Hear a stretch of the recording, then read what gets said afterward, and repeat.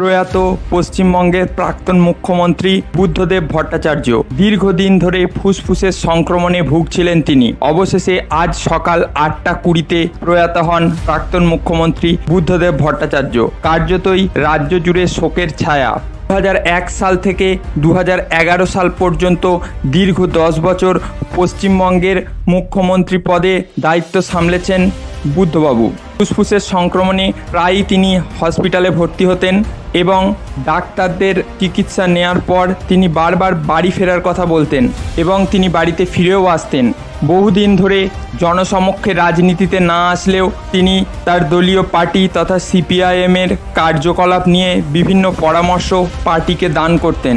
গত 3 দিন ধরে তিনি জ্বরে আক্রান্ত হন। অবশেষে আজ সকাল 8:20-তে শেষ নিঃশ্বাস ত্যাগ করেন প্রাক্তন মুখ্যমন্ত্রী। কার্যতই পশ্চিমবঙ্গের রাজনীতিতে নক্ষত্রপতন ঘটে গেল। শোকের ছায়া রাজনীতি মহল তথা রাজ্য জুড়ে।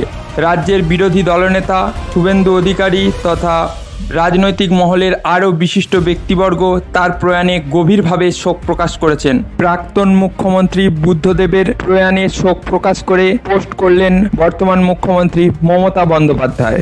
পশ্চিমবঙ্গের মুখ্যমন্ত্রী থাকাকালীন সময়ে তিনি পশ্চিমবঙ্গের উন্নতির বিষয়ে বিভিন্ন সাহসী পদক্ষেপ গ্রহণ করেছিলেন।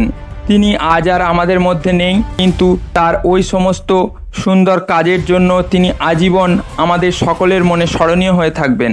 ভালো থাকুন বুদ্ধবাবু, যেখানেই থাকুন। আমরা নিউজ আপডেট ইউটিউব চ্যানেলের পক্ষ থেকে আপনার আত্মার শান্তি কামনা করি।